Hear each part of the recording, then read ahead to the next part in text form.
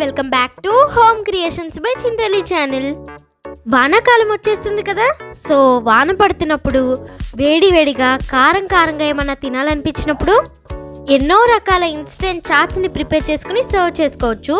So ఆ instant చాట్స్లో ఒక మంచి టేస్టీ రెసిపీ అయిన పీనట్ మసాలా చాట్ని ఎలా ప్రిపేర్ చేసుకోవాలో చూపించబోతున్నాను.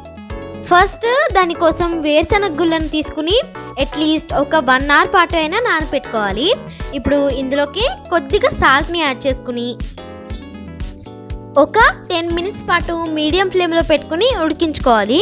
మనము వీటిని ఉడికించుకునేప్పుడే సాల్ట్ని యాడ్ చేసుకుంటే తర్వాత చాట్ని ప్రిపేర్ చేసుకునేప్పుడు యాడ్ చేసుకోవాల్సిన అవసరం ఉండదు. ఇప్పుడు ఈ వేరుశనగ గుళ్ళను మరీ మెత్తగా కాకుండా అలాగని గట్టిగా కాకుండా మనం చేత్తో నలిపితే ఈజీగా నలిగిపోయే విధంగా ఉడికించుకొని పెట్టుకోవాలి. ఇక్కడ మీకు వీడియోలో చూపిస్తున్న విధంగా ఒక గింజని తీసుకుని నలిపి చూస్తే ఈజీగా అది విరిగిపోవాలి, అలాగని మెత్తగా పేస్ట్ లాగా అయిపోకూడదు. ఇలా ఉడికించుకున్న వేరుశనగ గుళ్ళలోకి సన్నగా తరిగి పెట్టుకున్న ఒక పెద్ద ఉల్లిపాయని, ఒక టమాటాని, అలాగే సన్నగా తరిగి పెట్టుకున్న 2 పచ్చిమిర్చిని యాడ్ చేసుకోవాలి. మీరు కావాలంటే ఇక్కడ పచ్చిమిర్చిని స్కిప్ చేసుకోవచ్చండి. పిల్లలు ఎక్కువగా కారం తినలేరు అనుకుంటే దీన్ని స్కిప్ చేసేయచ్చు. ఇప్పుడు ఇందులోకి 1/2 టేబుల్ స్పూన్ కారం, 1/2 టేబుల్ స్పూన్ ధనియాల పొడి, 1/2 టేబుల్ స్పూన్ చాట్ మసాలాని కూడా యాడ్ చేసుకోవాలి. ఇప్పుడు వీటిని ఒకసారి లైట్గా కలుపుకుని ఇప్పుడు ఫైనల్గా ఇందులోకి నిమ్మరసాన్ని అలాగే కొద్దిగా కొత్తిమీరని యాడ్ చేసుకుని సర్వ్ చేసుకుంటే టేస్టీగా మన పీనట్ మసాలా చాట్ రెడీ అయిపోతుంది.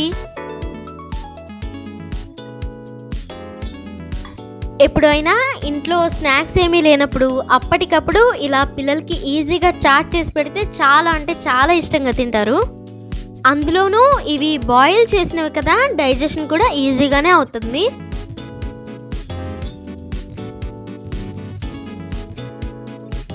మరి ఈ సింపుల్ అండ్ ఈజీ రెసిపీని మీరు మీ ఇంట్లో ఎప్పుడు ట్రై చేస్తున్నారు? ట్రై చేశాక తప్పకుండా మీకు టేస్ట్ ఎలా వచ్చిందో మీ ఫీడ్బ్యాక్ని నాకు కామెంట్ సెక్షన్లో తెలియజేయండి. మీకు ఈ వీడియో కనుక నచ్చినట్లయితే తప్పకుండా లైక్ చేయండి, అలాగే షేర్ చేయండి. ఇలాంటి మరెన్నో మంచి రెసిపీల కోసం వెంటనే హోమ్ క్రియేషన్స్ బై చింతలి ఛానల్ని సబ్స్క్రైబ్ చేసుకుని పక్కనున్న గంటని కొట్టి ఆల్ ఆప్షన్ ఎంచుకోండి. మీరు ఆల్ ఆప్షన్ ఎంచుకోవడం వల్ల నేను కొత్త వీడియోస్ పెట్టినప్పుడల్లా మీకు నోటిఫికేషన్స్ వచ్చేస్తాయి. Thanks for watching this video. Bye bye.